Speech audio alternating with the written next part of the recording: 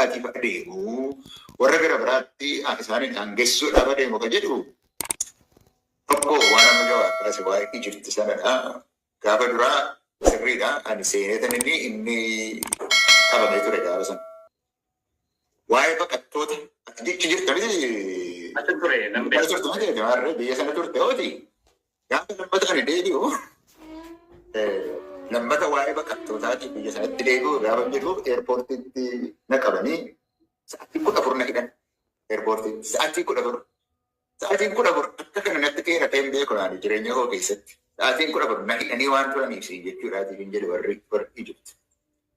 Warri Masrii. Akkasittiin itti keessa dabarre malee utuu harka kennanii ittiin waa nyaachuudhaatiif ta'e utuu haqaaf hojjennanii ta'e qarraansa xiqqaa hin turre jechuudhaaf hin jedhu. Lammata immoo waan lammataa immoo kana hubachuu nama qaban inni. Yoo waa'ee Abbayyaa haasa'uudhaaf ta'e Abbayyaa lamatu jira miti inni gurraacha fi adiitu jira miti. Abbayyaa isa gurraacha jedhamu sana keessatti Abbayyaa isa jennu isa kaan maqaa kan biraa qaba. Bishaan suni bishaan achi keessa dhufu Ijipti Masriif isa ta'u Sudaaniif isa ta'u kan Itoophiyaa keessaatii ba'u bishaan suni harki 86 Oromiyaa keessaa ba'a. Harki 86 Gaabbus, Angar, Dhidhees, Gudar, Mogor Oromiyaa keessaa ba'a.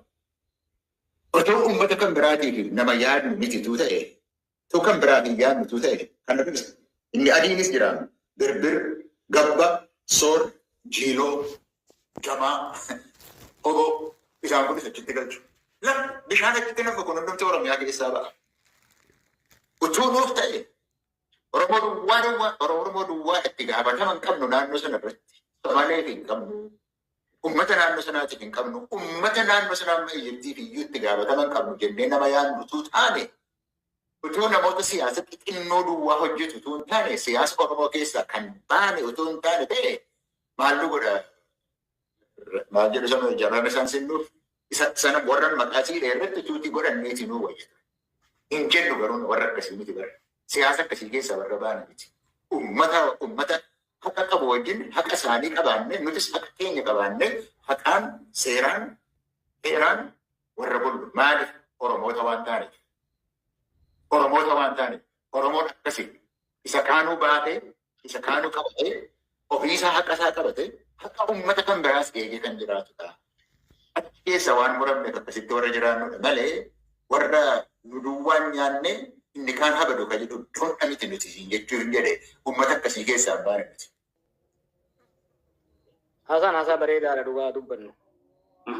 Gaafa ajandaan ulaa galaanaa gadi ba'u abi gadi ba'ee zabarraqee dubbii balleessurra osoo namoota waan haasayan beekan ka akka jeneraala kanaatitti kennee ture osoo warra akkanaatti kennee ture dubbiin Somaalilaandii laaqameen badu Soomaaliyaan caccabdee turte sun Itoophiyaa salphisuu hin dandeessu turte kasaaraan dippiloomaasiin dura gahee hin ga'u ture. Yaada jeneraalsichaa fudhatu dhabuun waan biraa ta'e the way he articulated the issue is spot on. Yoo yaadatte abii gaafa jalqaba waa'ee waan kanaa dubbatu haasaa Keeniyaa mufachiise, haasaa Jibuutii mufachiise, haasaa Soomaaliyaa mufachiise, haasaa Eertiraa mufachiise godhe. In laaqee articulate gochuu dhabe. Jeneraalli kun garuu bifa miira tasgabbaa ta'een bifa takka lamaan kaa'ee gaafii Itoophiyaan asabirraa qabdu kaa'e. Kanaaf galateeffatamuu qaba. Sana jennee booda dhimma Itoophiyaan ulaa galaanaa isii barbaachisu dhimmoota lammiilee Itoophiyaa hunda keessatti waliigalteen irra jiru. Naashinaal konsensus irra jiru keessaa dhimma ulaa galaanaa dhimmoota lama. Dhimma dantaa laga mormor takka Abbayyaa irraa qabnu. Dhimma barbaachisummaa ulaa galaanaa dhimmoota lammiileen biyya kanaa irratti walii galan. Gaafiin jiru. Gaafiin kun yoomii fi haala kam keessatti ka'uu qaba? hawwii qabna. Hawwii qabdu hunda bakka maratti naasoftu. Intala takka yoo jaalatte naan malti yoo jette dura hin dalagatta. Gootaraa guuttatta. Karaa ishee qindiif karaa tokko goota. Warri baddaa sanii walillee gootan naf fakkaate. Malee akkuma intalummaa akkuma agarteen abbo kan ishee natti butin jettuun. Feasibility and timing. Yeroon akkaataan gaafiin itti ka'e waa hedduu balleesse akkaataa abii gaafii kan itti kaase. Amma jalaal kun seenaa seera loojik bu'uureffatee gaafii dhiyeesse. Abii garuu bifa seenaas faallessuun bifa amansiisuun osoo hin ta'in bifa ummatoota biraa ummatoota ollaa keenyaa baaraksuuf dammaqsuuf aarsuuf dallansiisuun kan kaase jechuudha. Ammatti Itoophiyaan ulaa galaanaa gama sadiin arganna. Dippiloomaasii, diinagdee, waraana. Dippiloomaasii, diinagdee, waraanaan arganna. Dippiloomaasiidhaan amansiifnee, olloota keenya amansiifnee, seera addunyaatiif dippiloomaasii hawaasa addunyaa amansiifnee yoo dandeenye. Yookaan diinagdeef leencalloo akka biyyaatti qabnu. Barruu tokko keessa barreessee jira biyyoonni ollaa keenyaa kun hundi nurratti wal dorgomuu qabu. Ulaa galaanaa koomershaalii fi seekuriitiif nuu kennuudhaaf. Maaliif? Diinagdeen naannichaa guddaa kan nu qabu. Uummata konsuumar guddaa kan qabu nuyi. Nageenya naannichaas yoo kataatu taate amma babbadee waraana laaffate malee gama waraanaatis humna guddaa mobilaayiz godhuu kan danda'u Itoophiyaa.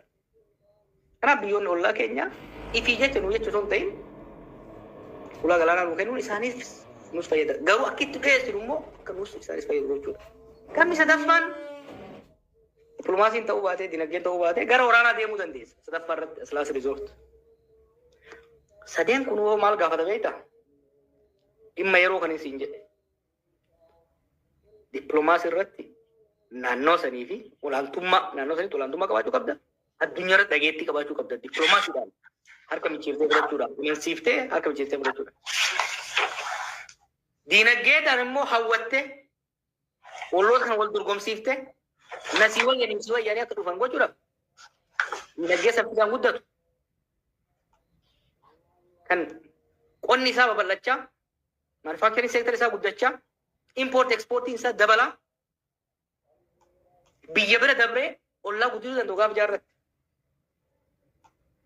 Gama waraanaa noo waraana biyya ofii tasgabbeessee biyya keessatti tokkummaaf tasgabbiin guutuun jiru.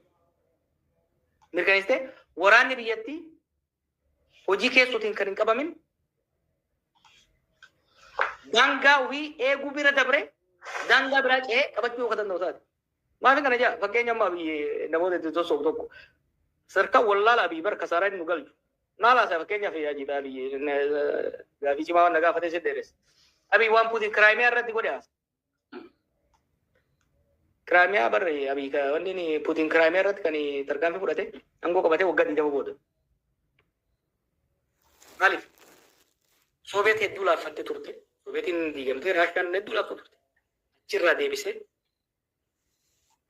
siyaasa Raashiyaa dhuunfatee security intelligence military Raashiyaa deebisee ijaaree dippiloomaasii Raashiyaa sadarkaa addunyaatti sadarkaa olaanaatti deebisee keessoo fi ala utubaa fi dagalee Raashiyaa erga cimsee booda keessoo tasgabbeessee dhuunfatee addunyaa irratti dhageettii fi influensi Raashiyaa irra guddatee booda gara Kiraayimiyaa kan ce'e.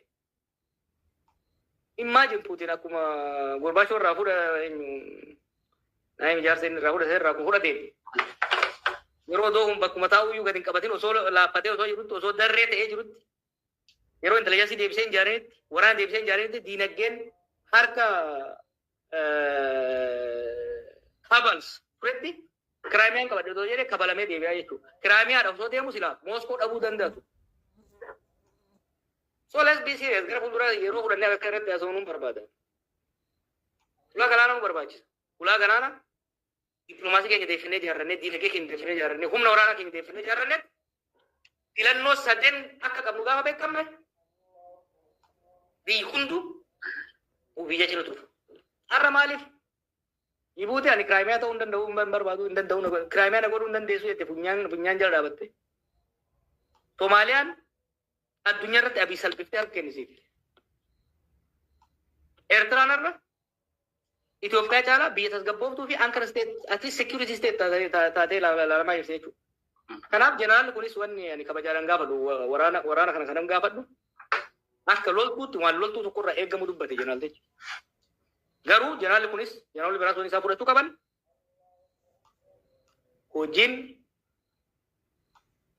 istiraatiijik ta'e keessattuu hariiroo biyyoota alaa wajjin jiru haala qabatamaa biyya tokko irratti hundaa'a. Haala qabatamaa diinagdee security dippiloomaasii biyya sana irratti. Itoophiyaan sadarkaa amma jirtutti siyaasa akkasii tarkaanfachuudhaaf humna hin qabdu. Dura waa jaarrota maaliif abiyyi qaama kana oofutu humna hin qabu. Tokko kun ajandaa Itoophiyaatii miti. Ajandaa Imireetii. Imireetiitu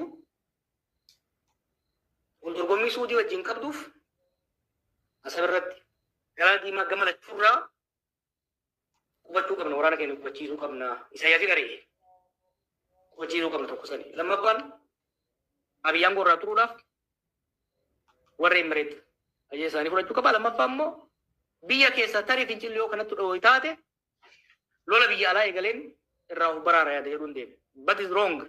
Maaliin jaan beekaa biyya? Arjentiinaan dikteetara Arjentiina bara 1970 keessa waan ta'e. Diinagdee kuffisee biyya daakee uummata fitee gaafa uummanni itti finciluudhaa ka'u warra British wajjin Fook Island bakka jedhamu tokko dhaqee weerara eegale. Warra isa irratti mo'ame waraanni Fook Island irraa deebi'e kursii abbaa irreessan godhatee jechuudha. Kan waan hin fixa.